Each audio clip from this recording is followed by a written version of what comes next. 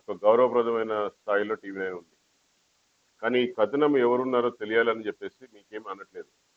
మాకేమవుతుందంటే ఇన్ని రోజుల నుంచి మీడియా సెన్సేషన్ మీ ప్రెషర్స్ మీకు ఉంటాయి.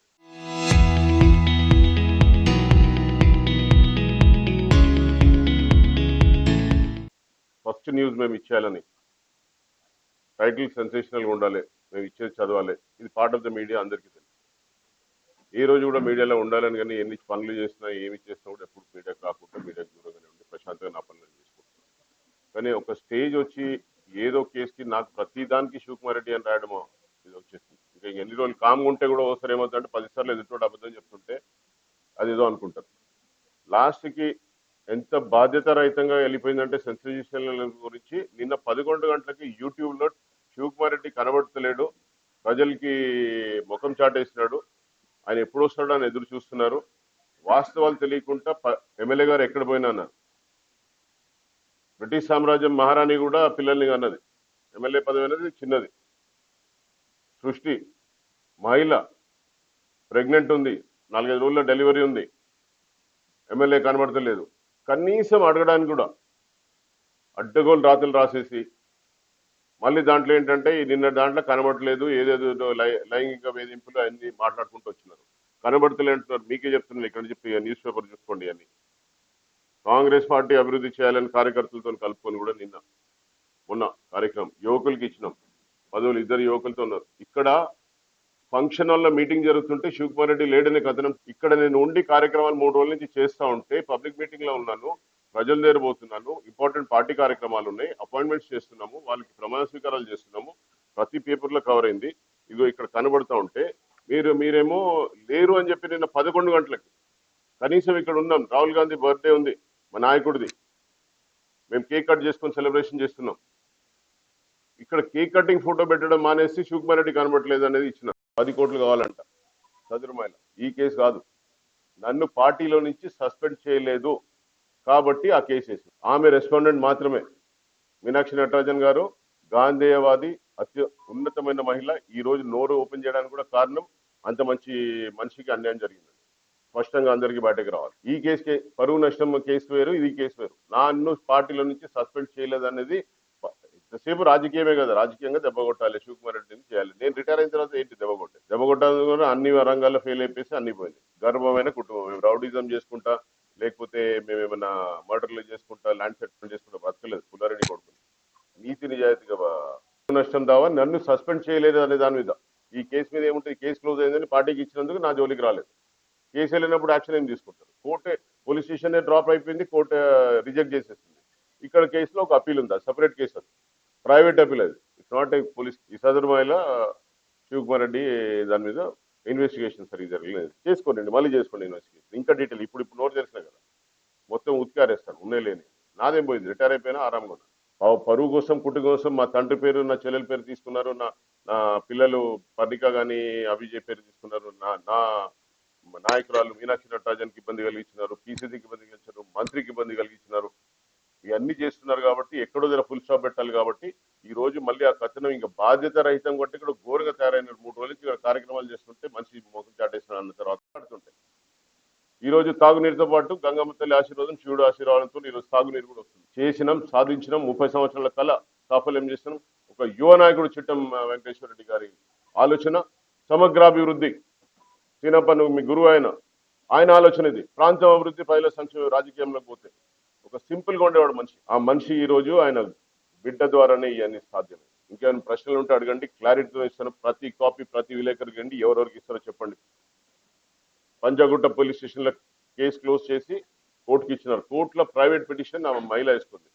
నాకు పోలీస్ స్టేషన్ మీద గౌరవం ఉంది, వ్యవస్థ మీద గౌరవం ఉంది. కోర్టు నాకేమన్నా అడిగితే నేను అక్కడ జవాబు చెప్పుకుంటాను. పోలీస్ స్టేషన్కి ఇన్వెస్టిగేషన్ పోయినా చేసినాం. బెయిల్ రిజెక్ట్ అయింది, కేసు క్లోజ్ అయిపోతే బెయిల్ రిజెక్ట్ అయింది సెన్సేషన్ రాస్తూ ఉంటారు మీడియాలో. వాళ్ళు చెప్పడం బాగుంది, మీరు రాయడం బాగుంది. ముగిసిన కేసు 3 సంవత్సరాల క్రితం ముగిసిపోయిన కేసుకి బెయిల్ ఉంటుందా? మీరు ఇట్లాంటి కథనం రాసి ఇక్కడ 3 రోజుల నుంచి తిరిగి ప్రజల మధ్యలో ఒక 10-20 ఇండ్లు పోయి చేసి వచ్చినాను, 10 గ్రామాలు తిరిగినాము. మళ్ళీ గురుముఖులు ఏదో వస్తే వాళ్ళ పిటిషన్ తీసుకున్నాము. ఇలా న్యూస్ పేపర్లు అన్ని న్యూస్లోనే ఉన్నాయి. కనీసం శివకుమార్ రెడ్డి ఎక్కడ ఉన్నాడు కూడా చేసుకోకుండా కథనం రాసి నేను యూట్యూబ్లో ఎక్కించినారు. మొన్న సాయంత్రం వచ్చింది. ఇక్కడ తిరుగుతూనే ఉన్నాను.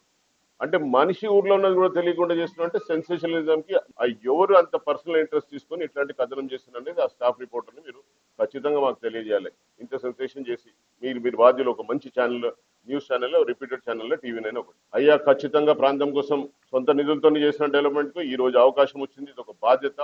నా ప్రజలు మంచిగా ఉండాలి, నా ప్రాంతం అభివృద్ధి చేయాలని ఆలోచించారు. ఆ రోజు కలెక్టర్ గాని ఎస్పీ గాని చెప్పినాం, మీరు నోటీసులు వేయకండి. ఎవరు చేయండి, సామాజిక సమస్య వేరు, మీకు శాంతి భద్రతల సమస్య వేరు. ఇది సామాజిక సమస్య. భూమికి ధర కట్టచ్చు, కానీ రైతుకున్న అనుబంధం భూమితోని దానికి విలువ కట్టలేమని చెప్పి దానికోసమే ఆ రోజు పెద్ద మనిషి ముఖ్యమంత్రి రేవంత్ రెడ్డి గారు 20 లక్షల రూపాయలు ఇచ్చినారు. ఎట్టి పరిస్థితుల్లో గతంలో ప్రాజెక్టులు అన్ని కూడా విలేకరులు అందరూ తెలుసు 10-12 సంవత్సరాలు అయినాయి. దానికి అడ్వకేట్ ఫీజులు, కోర్టు ఖర్చులు, మళ్ళీ ఇతరాత్ర పైరవీలు చేసుకుంటే లాస్ట్ 10 సంవత్సరాల తర్వాత వచ్చింది ఏంటంటే 70-80% చేతికొచ్చింది. ఈ రోజు 20 లక్షల రూపాయలు ఎట్టి పరిస్థితుల్లో అవకాశం ఇవ్వదని కోర్టులో ఒక కేసు లేదు. రెవెన్యూ వాళ్ళతో ఒక నోటీస్ లేకుండా చేసుకున్నాం. పోలీస్ స్టేషన్లలో కేసులు లేవు. ఆన్లైన్ రైతు భరోసా ఎట్లయితే ఇస్తున్నామో ప్రతి రైతు కంపెన్సేషన్ బ్యాంక్ లో ఆన్లైన్ ట్రాన్స్ఫర్ ఇచ్చామంటే ₹1 ఖర్చు లేకుండా రైతు ఇంట్లో ఉంటే డబ్బులు వాళ్ళ బ్యాంక్ లో పడలేస్తాం. అందుకని భారతదేశ చరిత్రలో ఇట్లాంటివి జరగలేదు. చెప్పుకున్నామా? ఎందుకు చేయాలి? గర్వంగా జరుగుతాను. ప్రతి చెరువు కనెక్ట్ చేసినాం. జయమ్మ చెరువుకి ధనవాడ చెరువు కనెక్ట్ చేయాలనే ఆలోచన కూడా ఎవరికి లేదు. ఇది పరిణిగమ ఆలోచన. మామ నువ్వు అన్ని డిజైన్లు అన్ని ప్రాజెక్టులు చేస్తావు కదా, ఏమైనా ధనవాడకు నీళ్ళు తీసుకుపోద్దా అంటే మొత్తం స్టడీ చేసి ఆడ డిజైన్లు కూర్చొని 8 రోజులు పనిచేసి ఇంజనీర్లతోని జయమ్మ చెరువుని ధనవాడ చెరువుకి మొత్తం దారిలో అన్ని కూడా నాన్పేట చెరువులన్నీ కలిసేలా చేసినాం. ఇదే పాలకులు గతంలో కలెక్టర్తో పోయి మాజీ ఎమ్మెల్యే ఆడ పోయి ఆహ్వానం చేసి వచ్చిన జయమ్మ చెరువులో నీళ్ళు ఉంటే ప్రతి బావిలో ప్రతి బోర్లు నీళ్ళు ఉంటాయి. ప్రతి ఒక్కరు తెలుసు. ఈయనకు తెలియదు ఎట్లా ఆ రోజు కళ్ళకు నీళ్ళు పెట్టుకున్నా. ఒక్కసారి అవకాశం వస్తే జయమ్మ చెరువుని ఏం చేస్తూ పెడతాం, ప్రాంతం చెరువులు ఏం చేస్తాం. అవకాశం ఇచ్చినారు ప్రజలు. ఈ ముద్దుబిడ్డ మా ప్రాంతం నుంచి సీఎం అయినాడు, తీసుకొచ్చినాం. సుదీర్ఘ ప్రయాణంలో ఇక్కడ నేను ఓటర్ని కాదు, ఇక్కడ నేను పుట్టలేదు. అయ్యా 2005లో నా బావ రక్తం చూసిన తర్వాత బాధ కలిగి ఒక యువ నాయకుడు ఈ ప్రాంతం కోసం ప్రాంత అభివృద్ధి చేయాల్సిందే, ప్రజల సంక్షేమం ఉండాలని చెప్పేసి నినాదంతో ముందుకు పోతున్న వేళ నక్సల్ అటాక్ లో ఆయన ప్రాణాలు కోల్పోతే ఆ రోజు చిన్న పిల్లలు అభిజయన్ ఎత్తుకుంటే చేతిలో చితికి మంట అంటే కట్టె పట్టుకోవడం వాళ్ళు ఎత్తుకొని చితి మంట చితి మీద ప్రమాణం చేసి చెప్పిన మళ్ళీ వెంకటేశ్వర రెడ్డి రక్తం తీసుకొచ్చి నీ ఆశయ సాధన చేస్తా అని చెప్పి 20 సంవత్సరాలు ఓటములు అవమానాలు ఏమి చేసినా గుండెలో పెట్టుకుని అట్లనే పోరాడుకుంటూ వచ్చిన 20 సంవత్సరాలు. ఈ రోజు పర్ణికం వచ్చిన తర్వాత బంగారుపాదం ప్రాజెక్టులు అయినాయి. 35 సంవత్సరాల నుంచి ప్రతి పార్టీ ప్రతి నాయకుడు చెప్పాడు ఇక్కడికి జయమ్మ చెరువు వరకే ఆలోచన చేసిండ్రు. సాగునీరు అన్నారు, సాగునీరు కోసం తాకట్టు పెట్టుకున్నారు వాళ్ళ అధికారం కోసం. నాది 7 టీఎంసీ, నాది హక్కు ఉందంటే తీసుకెళ్లి శ్రీశైలం కలవడానికి గత పాలకులు ఉన్నారు. ఈ పాపం గత పాలకులది.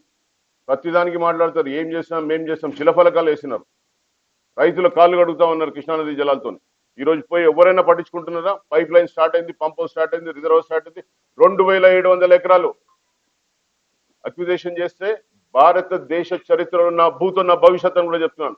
ప్రతి రైతును కాంటాక్ట్ చేసి చేసినాను. 100-200 ఎకరాలు చేస్తేనే పోలీసులు ఫైర్ షూటింగ్లు అవుతాయి. 2700 దాంట్లో ప్రతి రైతుతో మాట్లాడాను, ప్రతి అందరికీ ఒప్పించడం, మీకు న్యాయం చేస్తామన్నాను. ప్రియతమ ముఖ్యమంత్రి, నా నాయకుడు, మా నాయకుడు, మా ప్రాంత బిడ్డ. అయ్యా ఆకలి సావులు చూసినాం, వలసలు చూసినాం. మీరు ఆ స్థానంలో మా బిడ్డ సీఎంగా ఉన్నారు. ఈ రైతులు అందరూ సంతోషంగా ఉన్నారు. 2% మంది రైతులకి భూములు పోతున్నాయని పోయి అడుక్కుంటే వేడుకుంటే సరే శివన్న ఏమన్నా కానీ ఇచ్చేసుకోపోయి కనుక ల్యాండ్ ఎక్విజిషన్ సంవత్సరాలు పోగొట్టుకున్నారు. యుద్ధ ప్రాతిపాదికన పనులు జరుగుతున్నాయి. పైప్ లైన్ పని జరుగుతుంది, పంప్ హౌస్ జరుగుతుంది, రిజర్వాయర్ పనులు జరుగుతుంది. 140 ఎకరాలకి ఈ ప్రాంతంకి నీళ్ళు వస్తాయి. వీలు పడ్డ 80 నుంచి 90% చెరువులలో నీళ్ళు వచ్చేలా చేస్తాం. రైల్వే లైన్ కి ప్రపోజల్ ల్యాండ్ ఎక్విజిషన్ కోసం చేస్తున్నాం. 30 సంవత్సరాల నుంచి ప్రతి నాయకుడు ప్రతి పార్టీ మాట్లాడుతుంది. జయమ చెరువు 300 అయితే కాన్కుర్తి చెరువు 800 ఎకరాల్లో వస్తుంది. నీళ్ళని నాన్పేట్ కాన్స్టిట్యున్సీలో స్టోర్ అయి ఉంటాయి. ఇక్కడ నుంచి చెరువులకు పోతాయి, ఆ తర్వాత పైకి పోతాయి. దానికి చేసి చెప్పుకుంటున్నాము ఇప్పటిదాకా. ఒక మెడికల్ హబ్ అవుతుంది, నర్సింగ్ కాలేజ్, మెడికల్ కాలేజ్, మళ్ళీ దానికి మాతా శిశు 100 పడకలు అది పరిగమ చేసింది.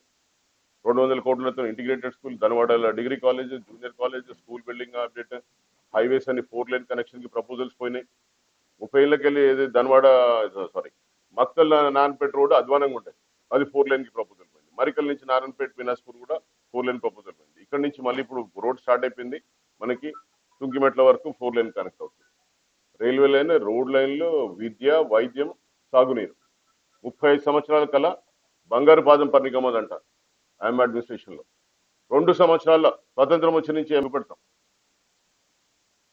పట్టుకొని పన్నికమ్మని కేసులోకి లాగుతారు. సదరుమాయిలో మాట్లాడుతారు. పుల్లారెడ్డి ఐఏఎస్ గారు ఉన్నారు, గర్వంగా చెప్తున్నాను అట్లాంటి తండ్రి నాకున్నాడని. ఎన్టీ రామారావు గారు ఉన్నప్పుడు ఇక్కడ ఫుడ్ ఫర్వర్డ్ ప్రోగ్రామ్ వచ్చినప్పుడు మహబూబ్నగర్ జిల్లాలో పనిచేస్తున్నారు ఆయన ఐఏఎస్ ఆఫీసర్గా సీఈఓగా చేసే ప్రతి ఇక్కడ ఆకలి చావులు వలసలు తెలుసు ఆయనకి.